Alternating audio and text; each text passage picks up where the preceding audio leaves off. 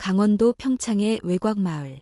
겨울이면 하얀 눈이 낮은 지붕들을 덮고 사람들은 두툼한 패딩을 입은 채 눈길을 조심히 걷는다.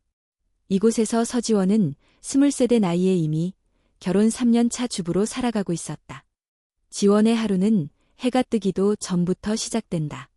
시어머니 윤미숙 여사의 잔소리는 알람보다 더 정확했고 한치의 실수도 허용되지 않는 눈빛은 겨울바람보다 매서웠다. 밀가루 반죽은 내신 후이 아침에 먹을 수 있게 해놔야지. 그걸 이제야 시작하면 어떡하니. 죄송해요, 어머니. 지금 바로 할게요. 지원은 늘 그렇게 웃으며 대답했다. 마음속에 불쑥 치밀어 오르는 감정들을 꾹꾹 눌러 담으며 이 집에서 며느리란 감정이 아닌 의무로 존재해야 하는 단어였다. 남편 박민재는 건설 현장에서 일하며 부산에 장기 출장을 가 있었다. 처음엔 매일 통화하던 그도 일이 바쁘다는 이유로 점점 연락이 뜸해졌다. 그와 마지막으로 제대로 이야기를 나눈 게 언제였는지도 가물가물했다. 지원은 부엌 창문으로 멍하니 바깥을 바라봤다. 하얗게 내리는 눈, 얼어붙은 텃밭, 적막한 공기. 그 속에 그녀는 점점 투명해지고 있었다. 누구에게도 필요하지 않은 존재처럼 느껴졌다. 그러던 어느 날 마을 장터에서 우연히 만난 사람이 있었다. 이거 좀 들어줄 수 있겠소? 낮고 부드러운 목소리, 은색 머리에 깔끔한 외투를 입은 노신사. 그는 마을에서 유명한 인물이었다. 농업법인 우성인회의 대표, 정우성. 아내는 오래전에 암으로 세상을 떠났고 자식들은 모두 미국에 살고 있다고 했다. 지원은 조심스레 박스를 받아들었다. 어디까지 가져다 드릴까요? 바로 앞에 있는 트럭까지면 돼요. 무거운 걸 부탁해서 미안하오. 짧은 도움의 순간이었지만 정우성은 그녀에게 따뜻한 차 한 잔을 건넸다. 이 동네는 추운데 이런 날엔 생강차가 최고지. 그 순간 지원은 이상한 편안함을 느꼈다. 오랜만에 누군가가 자신을 위해 무언가를 준비해준 기분. 그녀는 잠시 잊고 있던 여자라는 감각을 다시 떠올렸다. 며칠 뒤 정우성은 직접 집 앞으로 찾아왔다. 저번에 고마웠던 마음에 혹시 시간 괜찮으면 제 집 안살림 좀 도와줄 수 있을까요? 정리할 게 많은데 혼자 하려니 쉽지 않아서 말이오. 처음엔 망설였다. 하지만 시어머니는 오히려 적극적이었다. 가서 해드려. 그런 분이랑 인연 맺는 게 어디 쉬운 줄 아니? 정우성의 집은 마을 끝자락, 오래된 한옥을 개조한 고풍스러운 주택이었다. 벽난로 앞엔 책이 가득했고 음악이 조용히 흐르고 있었다. 거실에는 아내의 흔적이 고스란히 남아있었다. 지원은 거실의 먼지를 닦으며 그곳에 정적에 빠져들었다. 시어머니의 잔소리도 남편의 무심함도 그 속엔 없었다. 힘들지 않소? 정우성이 물었다. 지원은 처음으로 속마음을 꺼냈다. 힘들다고 말하면 누가 듣긴 할까요? 정우성은 아무 말 없이 생강차를 다시 건넸다. 그날 이후 지원은 일주일에 한두 번씩 그 집에 들렀다. 정우성은 특별한 말을 하지 않았다. 다만 그녀가 듣지 못했던 말들을 해주었다. 그렇게 꼼꼼히 닦는 거 보면 참 성실한 사람이구려. 당신 같은 사람은 더 큰 곳에서 빛나야 해요. 누군가가 자신의 노력을 알아준다는 감각. 그 단순한 말들이 그녀의 메마른 마음에 작은 불씨를 붙였다. 어느 날 그는 작은 상자를 내밀었다. 선물이에요. 당신 손에 어울릴 것 같아서. 열어보니 얇은 은목걸이. 지원은 움찔했다. 이런 건 받을 수 없어요. 그냥 받기만 해줘요. 그동안 고마웠으니까. 그는 그녀의 손등에 살짝 손을 얹었다. 지원은 아무 말도 하지 못했다. 집으로 돌아오는 길, 눈발이 다시 날렸다. 마음속에서 무언가가 부서지는 소리가 났다. 죄책감인지 설렘인지 분간할 수 없었다. 하지만 분명한 건 그날 이후 그녀의 일상이 바뀌었다는 것이다. 그는 더 자주 그녀를 불렀고 그녀는 더 이상 거절하지 않았다. 지원은 자신이 어디로 향하고 있는지 알 수 없었다. 하지만 지금 이 길이 그 어떤 길보다도 따뜻하다고 느꼈다. 그게 착각이란 걸 알기 전까지는. 정우성의 집에 드나든 지 어느덧 한 달이 지났다. 처음엔 단순한 집안일이었지만 점점 그 안에서의 시간은 더 길어졌고 더 조용해졌다. 거실에 흐르는 클래식 음악, 벽난로의 온기, 그리고 말없이 건네는 생강차 한 잔. 그 모든 것들이 서지원에게는 새로운 세상이었다. 하루는 정우성이 그녀를 벽난로 앞에 앉혀두고 조심스럽게 물었다. 여긴 마음이 좀 편하지 않소? 지원은 대답 대신 고개를 끄덕였다. 그 눈빛엔 말로는 설명할 수 없는 감정이 담겨 있었다. 불편함, 안도, 혼란, 그리고 이상한 설렘. 그날 이후 정우성은 조금씩 그녀의 사생활에 대해 물었다. 남편은 자상한 사람이요. 지원은 침묵하다가 조용히 말했다. 그 사람은 좋은 사람이에요. 다만 너무 멀리 있죠. 마음도, 몸도. 정우성은 그녀를 바라보다가 마치 오랜 생각 끝에 결론을 내린 사람처럼 중얼거렸다. 가까이 있는 사람이 외롭다는 건 참 안타까운 일이오. 그 말은 이상하게 오래 남았다. 그날 밤 지원은 잠들기 전까지 그 문장을 계속 되새겼다. 가까이 있는 사람이 외롭다. 며칠 후 지원은 정우성의 부탁으로 그의 서재 정리를 도왔다. 오래된 책들과 함께 작은 상자가 나왔다. 안에는 오래된 사진 몇 장과 녹음 테이프, 그리고 편지가 들어있었다. 정우성은 아무 말 없이 상자를 덮었다. 옛날 생각이 좀 나서 말이오. 잊고 살던 시간들이요. 지원은 묻지 않았다. 그의 과거에 대해 궁금했지만 이상하게도 알고 싶지는 않았다. 대신 그녀는 그가 지금 자신의 현재 안에 있다는 사실만으로도 충분했다. 그러던 어느 날 정우성은 그녀에게 도시락을 싸들고 드라이브를 제안했다. 강릉의 바닷가 근처 사람 없는 조용한 벤치에서 그들은 나란히 앉아 바다를 바라보았다. 이런 곳 자주 와보진 못했죠? 결혼하고는 처음이에요. 정우성은 조용히 그녀를 바라보다가 그녀의 손등 위에 자신의 손을 올렸다. 이번엔 그녀가 먼저 손을 치우지 않았다. 그 순간 두 사람 사이에 무언가가 바뀌었다. 그날 이후 그들의 관계는 이름 붙일 수 없는 선을 넘었다. 말로 하지 않아도 알 수 있는 묵시적인 감정들. 지원은 그 모든 것이 옳지 않다는 걸 알고 있었다. 하지만 그 감정은 너무나도 달콤했고 따뜻했다. 마을에서는 소문이 돌기 시작했다. 서지원이 정 회장 집에 자주 다닌다더라. 혼자 사는 남자 집에 여자가 왔다 갔다면 좋게 보이진 않지. 시어머니 윤미숙도 눈치를 채기 시작했다. 그 집엔 왜 그렇게 자주 가는 거냐? 돈이라도 받는 거냐? 지원은 침묵했다. 대답할 말이 없었다. 아니, 대답할 자신이 없었다. 어느 날 정우성은 그녀에게 고급스러운 쇼핑백을 내밀었다. 안에는 디자이너 브랜드의 코트와 가방이 있었다. 도시에 갈 일이 생겼소. 같이 가줄 수 있겠소? 지원은 망설였지만 결국 고개를 끄덕였다. 서울 근교의 고급 호텔. 깔끔하게 정돈된 스위트룸, 창문 너머 야경, 그리고 두 사람만의 저녁 식사. 정우성은 말없이 와인을 따라주었고 그녀는 말없이 그 와인을 받아들었다. 그날 밤 그들은 서로를 피하지 않았다. 다음 날 아침 지원은 거울을 보며 스스로를 바라봤다. 낯선 호텔의 욕실, 화장기 없는 얼굴, 붉어진 눈가. 그녀는 처음으로 죄책감이라는 단어를 입속으로 중얼거렸다. 그러나 그녀는 다시 일상으로 돌아갈 수 없었다. 정우성의 집은 이제 그녀에게 도피처이자 현실이 되었다. 그곳에서만 그녀는 웃을 수 있었고, 말할 수 있었고, 누군가의 여자로 존재할 수 있었다. 그는 더 많은 것을 제공했다.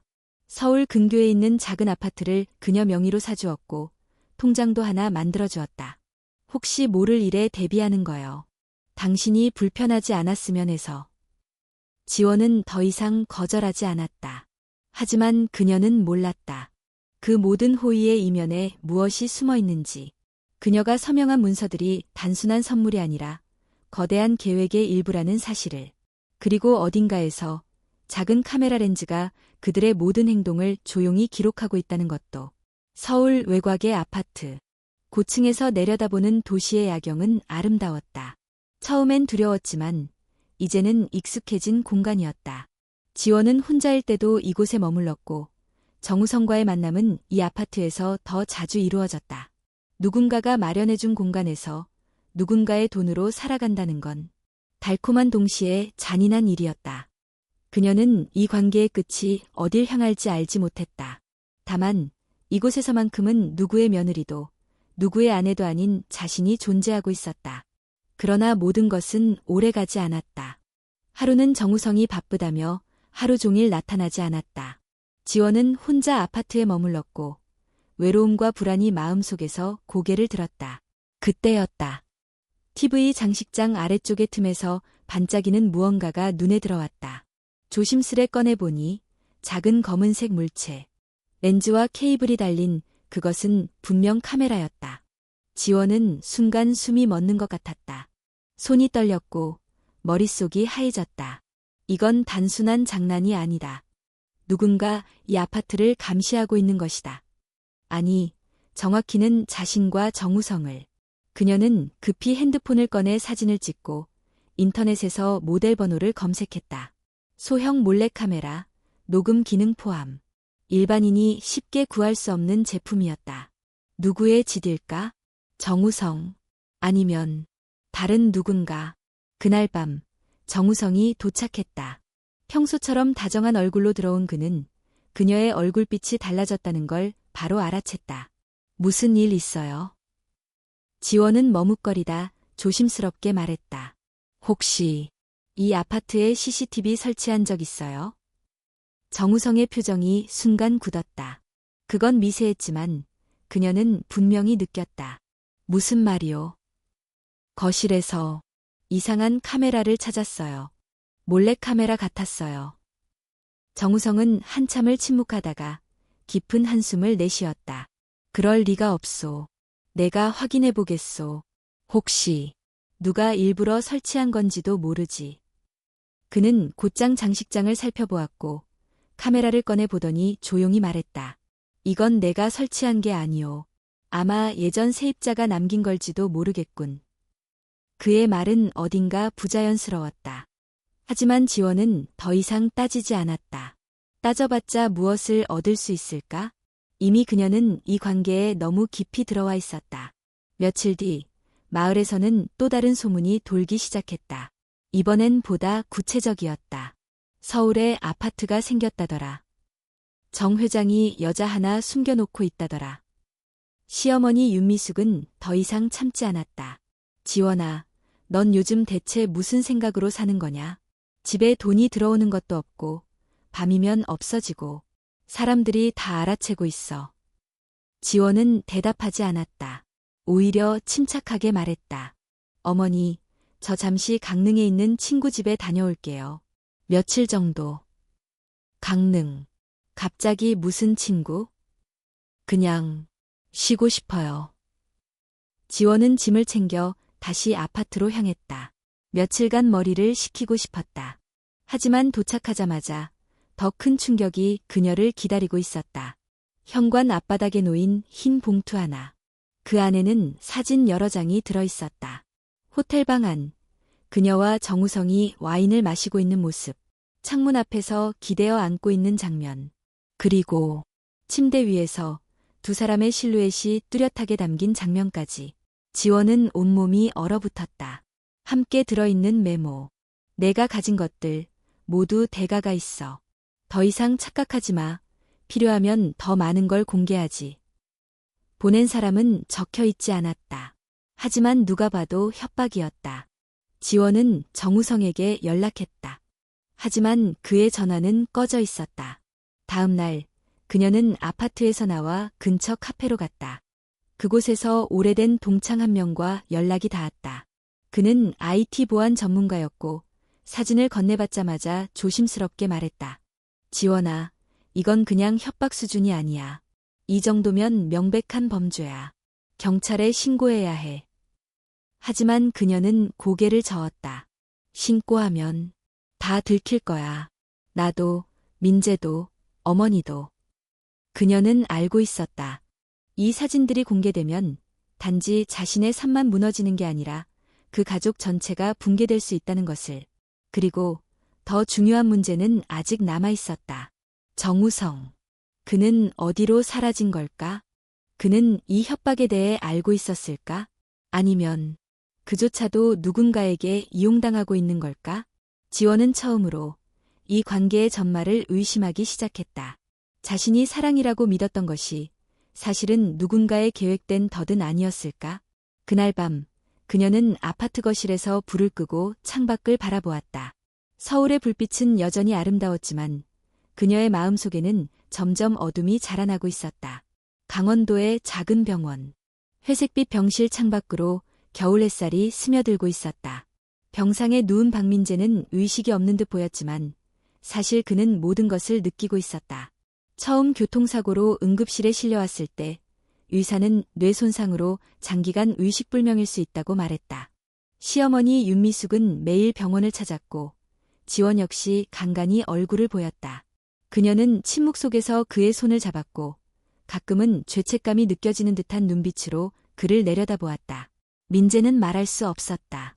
눈을 뜰 수도 없었지만 귀는 열려 있었고 마음은 깨어 있었다. 처음엔 혼란스러웠다. 주변의 목소리가 들리는데 몸이 반응하지 않는 공포. 그러나 시간이 지나면서 민재는 침묵 속에서 스스로를 관찰하게 되었다. 그리고 그는 점점 알게 되었다. 지원의 발걸음이 점점 뜸해졌고 찾아올 때마다 들려오는 향수가 바뀌었다. 전화통화에서 들리는 익숙하지 않은 남자의 이름. 정우성. 처음 그 이름을 들었을 때 민재는 분노보다 무력감이 먼저 밀려왔다. 그가 그녀에게 다 주지 못했다는 사실. 늘 바쁘다는 핑계로 집보다 공사 현장을 더 소중히 여겼던 시간들. 그리고 그 사이 벌어진 간극. 하지만 그에게도 말하지 못한 과거가 있었다. 사고 전 민재는 부산의 한 현장에서 몇 달을 머물렀다. 그곳에서 그는 지나치게 외로웠고 너무 취한 밤 근처 술집의 종업원과 잠깐의 관계를 맺었다. 그것은 실수였고 그는 바로 다음 날 모든 연락을 끊었다. 하지만 양심은 그날 이후 단 한 번도 그를 편하게 놔두지 않았다. 지원에게 말하지 못했다. 그녀가 상처받을 게 두려웠고 무엇보다 그녀를 잃을까 무서웠다. 그러나 이제 그녀가 먼저 다른 사람의 품에 안겼다는 사실은 그의 죄책감을 무기력함으로 바꿔놓았다. 그의 눈꺼풀이 서서히 떨리기 시작한 건 그날이었다. 간호사가 눈을 떴어요. 라고 소리쳤고 의사는 예상보다 빠른 회복에 놀랐다. 시어머니는 눈물을 흘리며 말했다. 우리 민재가 다시 돌아왔구나. 얼마나 기다렸는데. 하지만 민재는 웃지 않았다. 그의 눈빛은 예전과는 달랐다. 며칠 후 지원이 병실을 찾았다. 그녀는 조심스럽게 들어와 민재의 곁에 앉았다. 정말 다행이에요. 돌아와줘서. 민재는 그녀를 바라보았다. 한동안 아무 말 없이. 그리고 조용히 입을 열었다. 나 다 들었어. 지원은 숨을 멈췄다. 내가 누워있을 때 내가 했던 말들. 정우성이란 사람에 대해 내가 바뀌어가는 모습도. 그녀는 고개를 숙였다. 변명조차 하지 못했다. 하지만 나도 깨끗하지 않아. 지원은 놀라 고개를 들었다. 무슨 말이에요? 부산에서 나도 한번 실수한 적 있어. 그날 이후로 매일 후회했어. 말 못한 건 겁이 나서였어. 지원은 말을 잃었다. 둘 다 죄인이었다. 그리고 둘 다 진심으로 서로를 사랑했던 시간들이 있었다. 그래서 이걸로 우리 끝인가요? 지원이 물었다.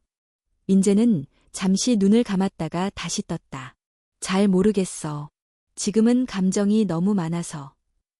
그녀는 그 대답에 고개를 끄덕였다. 이해했다. 용서는 말처럼 쉬운 게 아니었다. 특히 사랑했던 사람에게 받은 상처는 더 깊고 더 오래 남았다. 그날 밤 지원은 병원 근처 모텔에서 혼자 잠을 청했다. 머릿속은 복잡했고 마음은 무거웠다. 하지만 한편으로는 이상한 안도감이 있었다. 민재가 돌아왔다는 것, 그리고 그가 모든 걸 알고도 그녀를 내치지 않았다는 것.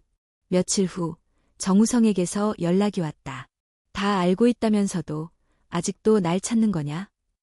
지원이 물었다. 그는 한참을 침묵하다가 말했다. 당신도 알잖아. 이 관계는 그렇게 쉽게 끝나지 않는다는 걸. 지원은 그 말에 오싹함을 느꼈다. 그의 목소리는 여전히 다정했지만 그 안에 담긴 어조는 차가웠다. 마치 그녀가 이제 별표 하나의 자산 별표처럼 느껴졌다. 지원은 깨달았다. 자신이 빠져든 것은 사랑이 아니라 권력의 함정이었다는 걸. 그리고 더는 이대로 있을 수 없었다. 모든 것을 바로잡기 위해선 진실을 마주해야 했다. 그녀는 결심했다. 모든 문서를 확인하고 자신이 지금 어떤 위험 속에 놓여 있는지 알아내야 했다. 그리고 필요하다면 정우성을 배신하더라도 민재와 함께 다시 시작할 수 있도록 준비해야 했다. 그 길이 아무리 험해도 지원은 조용히 책상 앞에 앉아 있었다. 그녀의 앞에는 서류 뭉치가 가지런히 놓여 있었고 손에는 낯설지 않은 펜이 쥐어져 있었다. 몇 달 전 정우성은 그녀에게 다정한 눈빛으로 말했다. 이건 별거 아니오. 작은 부동산 계약인데 내 이름으로 하면 복잡하니까 당신 명의로만 해두려는 거요. 당시 그녀는 아무 의심 없이 서명했다.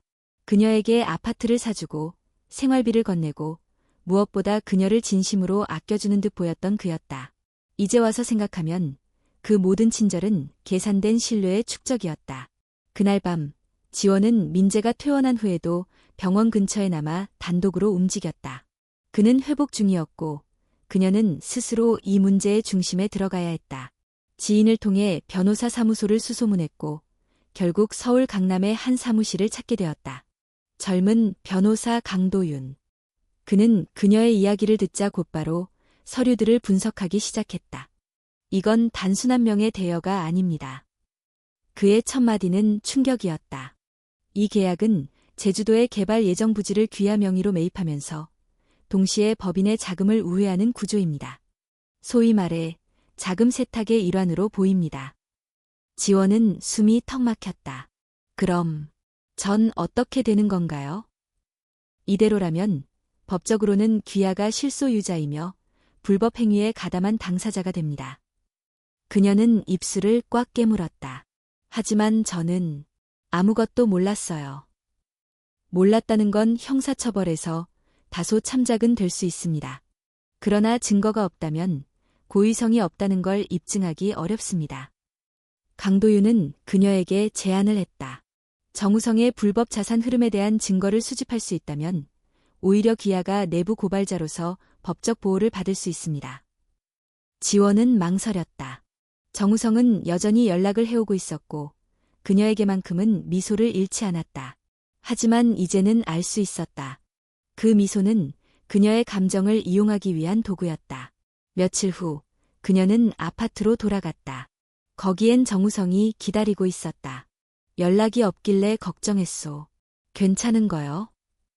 그의 눈빛은 예전과 다름없었지만 지원은 더 이상 속지 않았다. 우리 대화 좀 해요. 중요한 이야기예요. 그녀는 조심스럽게 그러나 단호하게 말했다. 당신이 나에게 준 문서들. 그 안에 어떤 내용이 있었는지 이젠 다 알아요. 정우성의 눈빛이 흔들렸다. 무슨 말을 하는 거요? 내 명의로 제주도 땅을 샀고 그 자금을 당신 회사 자본에서 돌렸어요. 그리고 그게 불법이라는 것도. 그는 한동안 아무 말 없이 그녀를 바라보았다. 그러다 천천히 고개를 끄덕이며 창문 쪽으로 몸을 돌렸다. 알고 있었군. 결국. 왜 나였어요? 그는 조용히 말했다. 당신은 조용하고 순수하고 그리고 내 말을 믿어줬으니까. 당신이라면 다른 누구보다 내 계획을 오래 지켜줄 거라 생각했소. 지원은 한순간 울컥했지만 그 감정을 삼켰다. 난 당신을 믿었어요. 사랑이라고 착각했죠. 정우성은 천천히 돌아섰다. 그래도 당신과 함께한 시간은 거짓이 아니오. 그 말에 그녀는 웃음조차 나오지 않았다. 거짓이 아니라면 왜 나를 이용했어요? 그는 대답하지 않았다. 대신 테이블 위에 작은 USB 하나를 올려두었다. 여기엔 당신이 원할지도 모를 정보가 담겨 있어. 이걸 어떻게 쓰든 당신 선택이요. 지원은 조심스럽게 그것을 집어들었다. 그날 밤, 그녀는 다시 강도윤 변호사를 찾아갔다. USB 안에는 회사 내 자금 흐름, 이면 계약, 비자금 관련 보고서, 그리고 심지어는 고위 인사들과의 문자 대화까지 포함되어 있었다. 강도윤은 눈을 부릅뜨며 말했다. 이 정도면 충분합니다. 단, 이걸 공익제보로 등록하면 정우성은 곧바로 수사 대상이 될 거고, 당신도 언론의 표적이 될 수 있어요. 지원은 알았다. 이걸 세상에 꺼낸 순간, 자신은 더 이상 숨을 수 없다는 걸. 하지만 이미 그녀는 너무 많은 걸 잃었고, 다시는 누군가의 소유물처럼 살고 싶지 않았다. 며칠 후, 그녀는 서울지방경찰청 경제범죄수사대에 출석했다. 조용히 증언서를 제출하고 USB를 넘겼다. 당신의 용기로 많은 걸 막을 수 있을 겁니다. 담당 수사관의 말이었다. 지원은 고개를 숙이며 마음속으로 속삭였다. 이제 시작이야. 뉴스는 빠르게 번졌다. 정우성 회장, 횡령 및 자금 세탁 혐의로 긴급 조사 착수. 전문직 여성, 내부 고발자로 떠오른 서지원 씨는 누구인가? 지원은 자신이 누구인지 이제 수많은 사람들에게 알려지고 있다는 사실을 실감하지 못했다. 하루아침에 그녀는 단순한 피해자도, 단순한 가해자도 아닌 논란의 중심에 선 인물이 되어 있었다. 서울경제지, 일간뉴스, 연예매체까지 그녀의 이름을 기사 제목에 달았다. 서지원, 정우성과의 은밀한 관계. 실체는? 정 회장 측근 여성, 고발인가 배신인가. 인터넷 댓글창은 전쟁터였다. 돈 맛보더니 이제 와서 착한 척하네.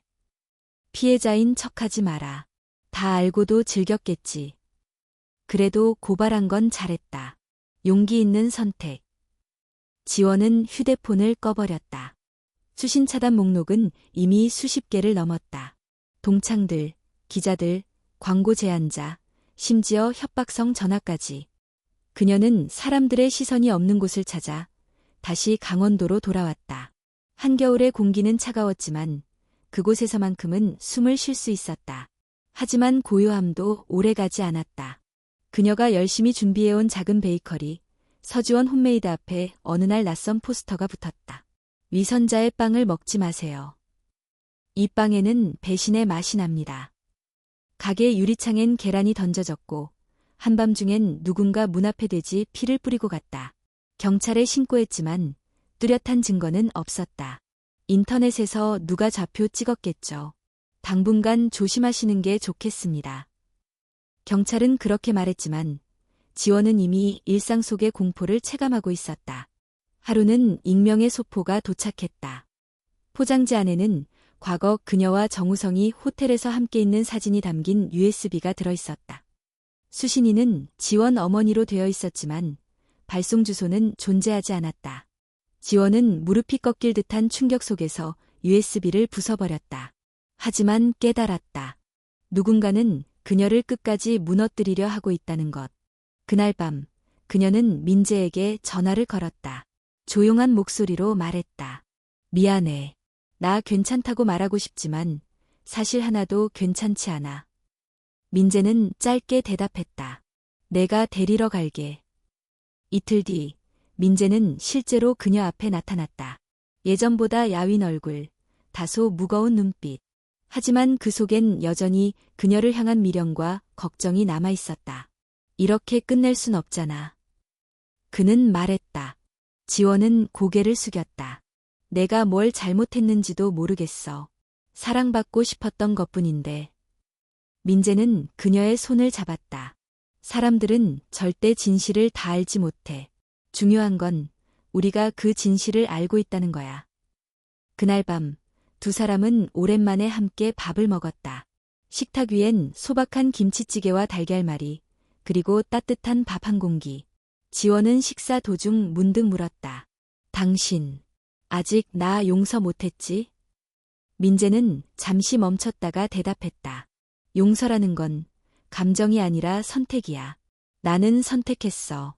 우리 다시 시작해보자고. 그 말에 지원은 조용히 눈물을 흘렸다. 그녀는 처음으로 이 모든 것 속에서도 누군가는 여전히 자신을 붙잡아주고 있다는 사실에 감사했다. 며칠 후 민재는 제안했다. 가게 이름을 바꿔보는 건 어때? 사람들이 널 욕해도 넌 내 방식대로 다시 시작할 자격 있어. 지원은 고개를 끄덕였다.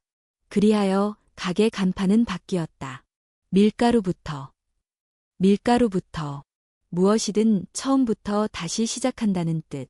과거의 모든 죄책감, 상처, 낙인 속에서도 사람은 다시 처음으로 돌아갈 수 있다는 희망의 메시지. SNS에도 알리지 않았다. 홍보도 하지 않았다. 단지 하루에 몇 개씩 정성스레 만든 빵을 마을 사람들에게 나눴고 입소문은 천천히 번져나갔다. 이 집 진짜 맛있다. 사람이 바뀌면 음식도 바뀌는 건가 봐. 그녀는 그 말에 슬며시 미소 지었다. 하지만 평화는 잠시였다. 어느 날 밤 가게 벽에 불길이 번지기 시작했다.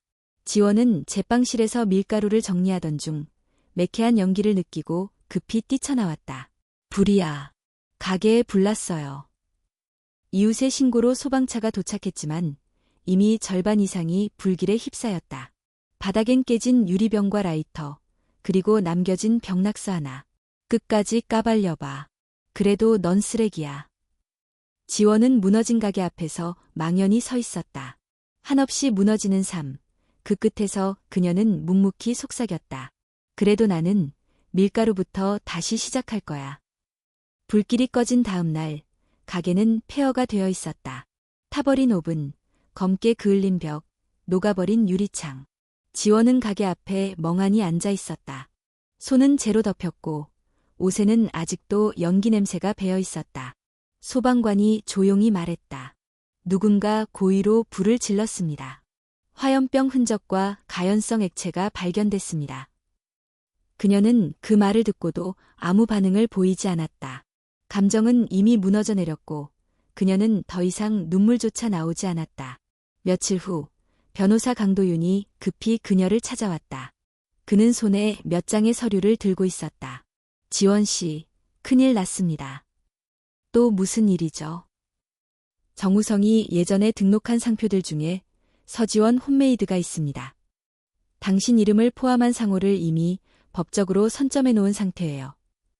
지원은 믿을 수 없다는 얼굴로 물었다. 제 이름인데요. 제 가게 이름인데. 그가 당신에게 아파트를 사주고 당신 명의로 부동산을 처리할 때 그 과정에서 상표 등록까지 동시에 처리한 겁니다. 그땐 당신이 무심코 서명했겠죠. 그러면 나는 내 이름으로 된 가게조차도 못 쓰는 건가요? 네, 지금 상태에선 사용하면 상표권 침해로 고소당할 수도 있어요. 지원은 숨이 막혔다. 자신의 이름, 자신의 손으로 만든 빵, 자신의 피와 땀으로 이룬 공간까지도 누군가의 계약 속에서 법적으로 빼앗긴 현실. 그녀는 문득 자신이 모든 것을 주고도 아무것도 가진 게 없는 사람이라는 걸 실감했다. 강도윤은 잠시 침묵하다가 말했다. 그리고 이 모든 상표권은 최근에 다른 사람에게 이전됐습니다. 누구요? 최혜진입니다. 정우성의 전 부인. 지원은 순간 멍해졌다. 그녀는 단 한 번도 마주친 적 없지만 그 이름은 정우성의 입을 통해 몇 번 들은 적이 있었다. 조용하고 차분한 여인, 모든 걸 뒤로 한 채 미국에서 은둔 중이라는 이야기. 하지만 현실은 달랐다. 그녀는 여전히 정우성의 그림자처럼 움직이고 있었고 이번에는 지원의 이름을 무기로 들고 나선 것이었다. 며칠 후 실제로 법률 대리인을 통해 상표권 침해 경고장이 도착했다. 내용은 명확했다. 귀하는 서지원 홈메이드라는 명칭을 무단으로 사용하고 있으며 이는 등록 상표권에 대한 침해입니다. 즉시 상호 변경 및 온라인 사용 중지 요구, 불응시 민형사상 법적 조치 예정. 지원은 경고장을 바라보며 생각했다. 나는 누구인가? 내 이름조차 내 것이 아니라면 나는 어디까지 무너져야 하나? 그날 밤 민재는 그녀의 어깨에 조심스럽게 손을 얹었다. 너무 억울하겠지만 내가 만든 가치는 이름이 아니라 내 손 안에 있어. 지원은 그 말에 조금 숨을 돌렸다. 하지만 곧 또 다른 인물이 그녀를 찾아왔다. 검은 외투에 짧은 단발머리. 눈빛이 매서운 여성이 가게 폐허 앞에서 지원을 기다리고 있었다. 서지원 씨 맞죠? 누구시죠? 저는 정우성의 전 부인 최혜진입니다. 지원은 말없이 그녀를 바라봤다. 이해해요. 당신이 겪은 일들. 나도 비슷한 일을 겪었으니까. 왜 제 이름을 가져가셨어요? 내가 가져간 게 아니에요. 당신이 그 사람에게 줄 때 그건 이미 당신 스스로 내준 것이죠. 난 단지 그걸 법적으로 되돌린 것뿐이에요. 그 말은 잔인했다. 하지만 지원은 눈을 피하지 않았다. 그 사람, 당신도 사랑했었나요? 혜진은 한참을 침묵하다 대답했다. 처음엔요. 나중엔 그 사람의 성공이 나의 실패가 되었고, 결국 우린 서로에게 가장 날카로운 무기가 되었죠. 지원은 묻지 않았다. 왜 당신은 지금에 와서 다시 움직이냐고, 왜 이제서야 그녀 앞에 나타났냐고, 대신 담담히 말했다. 이 싸움, 제가 끝내겠습니다. 당신이 아니라 제가 제 이름을 지켜야 하니까요. 며칠 후, 지원은 상표권 무효 소송을 제기했다. 법적 기반은 비자발적 동의에 의한 명의 사용과 사기적 등록. 강도윤은 신중하게 말했다. 이 싸움, 길고 복잡할 겁니다. 이기더라도 당신 이름이 회복되기까지는 시간이 오래 걸릴 수 있어요. 지원은 고개를 끄덕였다. 상관없어요. 시간은 걸리겠지만 제 손으로 되찾을 거예요. 내 이름도, 내 삶도. 그녀는 다시 밀가루를 손에 쥐었다. 이번엔 가게 이름이 없었다. 간판은 텅 비어 있었지만 마을 사람들은 다시 그녀의 빵을 찾기 시작했다. 상호가 뭐예요? 어떤 손님이 묻자 그녀는 미소 지으며 대답했다. 아직 없어요. 하지만 맛은 변하지 않아요. 그녀는 알았다. 진짜 가치는 이름이 아니라 사람의 손끝에서 나온 정성과 진심이라는 것을. 지원은 다시 빵을 굽기 시작했다. 가게 간판은 없었고 매장은 이전보다 훨씬 작았지만 밀가루를 만지는 손끝의 온기는 여전했다. 그녀는 하루하루를 조심스럽게 그러나 단단하게 살아내고 있었다. 입소문은 서서히 퍼졌다. 단골들이 돌아왔고 SNS를 통해 다시 그녀의 빵을 찾는 사람들이 생겼다. 이 빵, 기억나요? 예전 그 가게에서 먹었던 맛이에요. 간판이 없어도 괜찮아요. 손맛은 어디 안 가네요. 사람들은 그녀의 과거를 입에 올리기도 했지만 점점 덜했다. 왜냐하면 그녀는 조용히 꾸준히 빵을 굽고 있었기 때문이다. 말보다 행동이 먼저였고 변명보다 책임이 앞섰다. 하지만 위기는 다시 찾아왔다.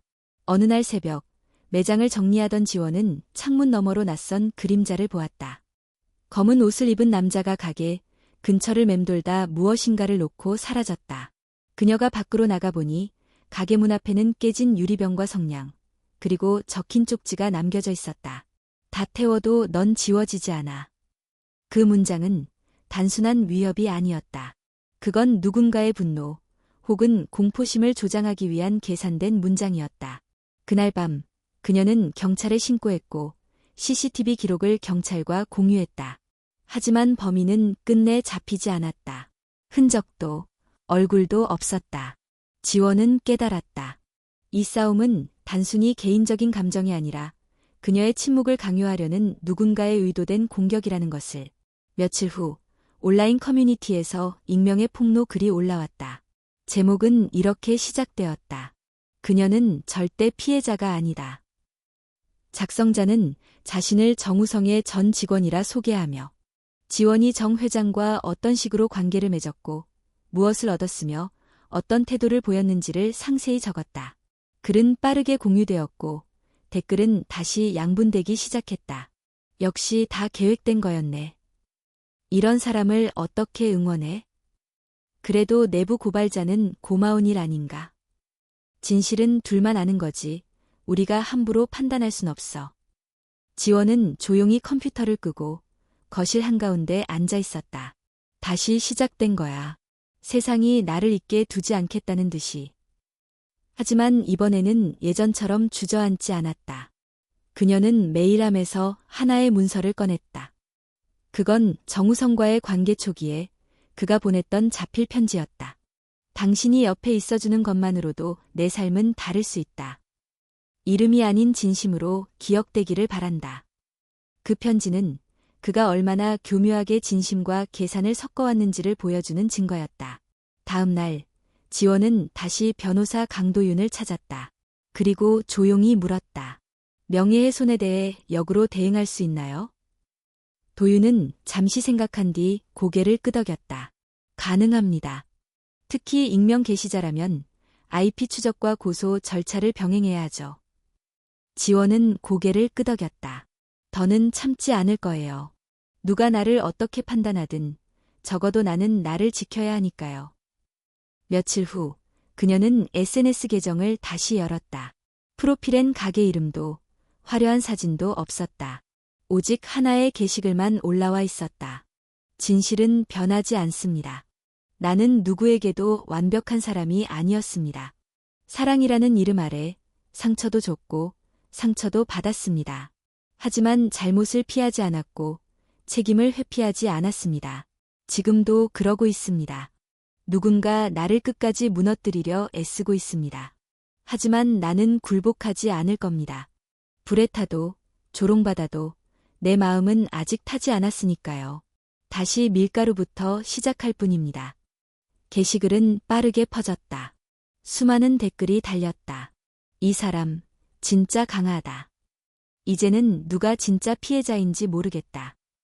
말보다 태도가 중요하다고 느꼈다. 그날 밤 그녀는 매장에서 혼자 조용히 반죽을 하고 있었다. 반죽을 치대는 손끝에 힘이 들어갔고 오븐의 불빛은 따뜻하게 가게를 비쳤다. 그때 문이 열리고 한 소년이 들어왔다. 저기요. 여기 빵 아직 팔아요? 지원은 놀란 듯 고개를 들었다. 네, 조금 남아있어요. 소년은 주머니에서 구겨진 지폐를 꺼내며 말했다. 엄마가 힘들어하시는데 이 집빵 먹으면 힘이 난다고 해서요. 지원은 말없이 그에게 빵을 건넸다. 고맙습니다. 이름은 모르겠지만 여기 빵이 제일 맛있어요. 그 말에 지원은 처음으로 진심으로 웃었다. 그녀는 알았다. 그 어떤 브랜드, 그 어떤 이름도 진심 앞에서는 무의미하다는 것. 서울중앙지방법원 403호 법정.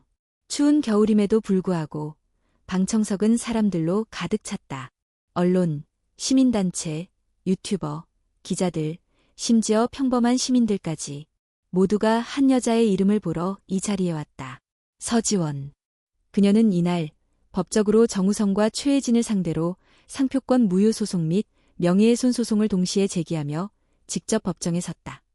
그녀의 손은 떨리고 있었지만 눈빛은 흔들리지 않았다. 재판이 시작되자 정우성 측 변호인은 냉정하게 주장했다. 본 상표는 피고 정우성이 합법적인 절차를 통해 등록하였으며 원고의 자발적인 명의 제공과 문서 서명이 이를 입증합니다. 또한 원고는 상호 사용에 대해 명시적 거부를 한 적이 없습니다. 그 말에 지원은 고개를 들었다. 그때 저는 사랑을 믿었습니다. 신뢰를 믿었습니다. 하지만 제가 서명한 문서는 명확한 설명 없이 단순한 행정 절차로 포장된 계약서였습니다. 재판장은 그녀를 바라보며 물었다. 당시 내용을 전혀 인지하지 못한 채 서명한 것입니까? 네, 저에게 변호인도 없었고 계약의 법적 의미도 설명받지 못했습니다. 그 사람이 믿음을 악용한 것입니다. 정우성은 방청석에서 고개를 숙이고 있었다. 그의 얼굴은 이전보다 많이 야위었고 시선은 흔들리고 있었다. 그 옆에 앉은 최혜진은 냉정했다. 그녀는 감정을 드러내지 않았고 끝까지 지원과 눈을 마주치지 않았다. 1시간 뒤 명예훼손 소송의 증거자료가 제출되었다. 그 안에는 정우성과 지원이 나눈 문자, 음성 녹음, 그리고 익명 커뮤니티의 글 작성자가 정 회장의 전 비서였음을 입증하는 디지털 자료가 포함되어 있었다.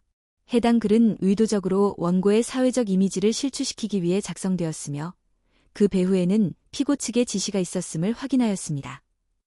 그 순간 방청석이 술렁였다. 재판장은 조용히 선언했다. 모든 증거 제출이 완료되었으므로 판결은 2주 후에 선고하겠습니다. 지원은 조용히 고개를 숙였다. 이제 남은 것은 기다림이었다. 재판이 끝나고 법정을 나서는 길, 수많은 카메라 플래시가 터졌다. 서지원 씨, 지금 기분이 어떠십니까? 정 회장을 여전히 사랑하십니까? 사과받고 싶은 사람이 있다면 누구인가요? 지원은 아무 말 없이 걸었다. 그 어떤 질문보다 그녀에게 중요한 건 단 하나였다. 자신의 이름을 되찾는 것. 그날 밤, 그녀는 민재와 단둘이 작은 식당에서 국밥을 먹었다. 오래 싸웠지. 민재가 말했다. 이제 거의 끝났어. 그녀가 대답했다. 진짜로 끝나면 뭐 하고 싶어? 지원은 잠시 생각하다 말했다. 간판 달고 싶어. 진짜 내 이름으로. 민재는 웃었다. 그럼 내가 나무 간판 만들어줄게. 도장도 내가 직접 찍고. 그 말에 그녀는 눈시울이 붉어졌다. 그녀의 삶에서 처음으로 누군가가 아무 조건 없이 무언가를 주겠다고 말해준 순간이었다. 며칠 뒤 SNS에 새로운 소식이 올라왔다. 서지원, 이름 되찾기 위한 법정 싸움. 대중은 그녀의 편인가? 댓글은 이전과 달랐다. 이 사람 진짜 대단하다. 세상에선 진심이 가장 어려운 무기야. 누구나 실수할 수 있지만 이렇게 바로잡는 사람은 많지 않다. 지원은 조용히 그 댓글들을 읽으며 마음을 다잡았다. 그리고 선고일. 같은 법정, 같은 자리. 이번엔 그녀 혼자가 아니었다. 그녀 뒤에는 지지인단이 앉아 있었다. 가게 단골들, 옛 친구, 심지어 이름 모를 시민들까지. 판사는 조용히 판결문을 낭독했다. 원고 서지원은 계약 당시명의 제공에 대한 법적 인지 없이 서명하였고, 피고 정우성과 최혜진은 이를 악용해 상표 등록 및 명예훼손에 이르렀습니다. 이에 상표 등록은 무효로 판결하며 명예훼손에 대한 손해배상 및 온라인 정정 보도를 명령합니다. 순간 법정안은 조용해졌고 이어 박수가 터졌다. 지원은 입술을 깨물며 눈물을 삼켰다. 그녀는 마침내 자신의 이름을, 자신의 존재를 되찾았다. 법정을 나서던 길, 그녀는 하늘을 올려다보았다. 눈발이 조금씩 날리고 있었지만 마음속에는 따뜻한 빛이 내려앉고 있었다. 겨울이 끝나고 강원도의 봄이 조용히 피어났다. 산에는 진달래가 흐드러졌고 바람은 더 이상 차갑지 않았다. 지원은 작은 나무 간판을 손에 들고 있었다. 밀가루부터 서지원 홈베이커리. 직접 조각하고 직접 칠한 간판. 민재는 약속대로 손수 도장을 찍었고 간판을 조심스럽게 가게 앞에 걸었다. 드디어 내 이름으로 다시 돌아왔네. 민재가 말했다. 지원은 고개를 끄덕이며 간판을 바라봤다. 그 간판엔 화려한 글씨도 브랜드 로고도 없었다. 다만 오랜 시간 동안 망가지고 부서지고 다시 일어선 한 사람의 삶이 담겨 있었다. 그날 오후 가게는 조용히 문을 열었다. SNS에 공지를 올린 것도 아니었고 이벤트도 없었다. 하지만 첫 손님은 뜻밖에도 오래전의 얼굴이었다. 기억하시겠어요? 예전에 여기서 빵을 사갔던 소년이에요. 소년은 이제 청소년이 되어 있었고 수줍게 웃으며 말했다. 그때 엄마가 정말 힘들어하셨는데 이 집 빵 덕분에 살아낼 수 있었대요. 그래서 저도 고맙다고 꼭 전하고 싶었어요. 지원은 말없이 따뜻한 식빵 하나를 건넸다. 그건 마음으로 만든 빵이에요. 그냥 가져가요. 그 소녀는 고개를 숙이며 말했다. 이제 저도 누군가한테 그런 사람이 되고 싶어요. 그 순간 지원은 문득 깨달았다. 자신이 만든 빵은 단순한 음식이 아니었다. 누군가의 하루를, 마음을, 살아갈 힘을 붙잡아주는 온기였다는 것. 며칠 후 하나의 편지가 도착했다. 보낸 사람은 정우성이었다. 지원 씨, 당신의 이름을 돌려주고 나는 많은 것을 잃었습니다. 하지만 돌이켜보니 그건 내가 오래전부터 잃고 있었던 것들이었습니다. 내가 사랑했던 건 사람보다도 통제였습니다. 그걸 깨닫게 해준 것도, 그걸 떠난 것도 결국 당신이었습니다. 부디 당신의 이름이 누군가의 상처가 아닌 희망이 되기를 바랍니다. 지원은 편지를 조용히 접었다. 용서는 하지 않았다. 하지만 더 이상 미워하지도 않았다. 그는 그의 몫으로 살아가고 그녀는 자신의 삶으로 나아가는 것. 그게 진짜 이별이고 진짜 치유였다. 어느 날 그녀는 동네 도서관에서 청년 창업 클래스의 강사로 초청받았다. 처음엔 망설였다. 과거의 이름이 아직도 인터넷에 떠돌고 있었고 완전히 자유롭지는 않았기 때문이다. 하지만 결국 그녀는 마이크를 잡았다. 저는 빵을 굽는 사람입니다. 하지만 그 전에 실수도 많았고 부끄러운 일도 겪었습니다. 중요한 건 멈추지 않았다는 겁니다. 저는 그때마다 다시 밀가루부터 시작했습니다. 깨진 마음도 망가진 삶도 다시 반죽해서 구울 수 있습니다. 강의가 끝나자 몇몇 청년들이 다가와 물었다. 선생님은 지금 행복하세요? 지원은 잠시 생각하다가 말했다. 네, 저는 지금 아주 단단한 빵처럼 행복해요. 그리고 그렇게 그녀는 새로운 하루를 또 맞이했다. 오전엔 빵을 굽고 오후엔 주민센터에서 어르신들 수업을 돕고 저녁엔 작은 글을 썼다. 그녀는 더 이상 세상의 눈치를 보지 않았다. 과거를 부정하지 않았고 오히려 그것을 품은 채 자기만의 방식으로 앞으로 걸었다. 어느 날 민재가 말했다. 우리도 다시 시작해볼까? 지원은 웃으며 대답했다. 그래, 우리도 밀가루부터. 봄이 깊어졌고 가게는 점점 붐비기 시작했다. 이젠 이름을 묻는 이도 과거를 궁금해하는 이도 없었다. 사람들은 단지 그 빵의 맛과 향기 그리고 그 안에 담긴 마음을 찾으러 오는 것이었다. 그녀는 마침내 자신이 되었다. 누군가의 딸도 아내도 피해자도 아닌 오롯이 서지원으로 살아가는 사람. 그리고 그렇게 이야기의 마지막 문장은 조용히 써졌다. 모든 것은 밀가루부터 다시 시작되었다. 그리고 그건 결코 작지 않은 기적이었다.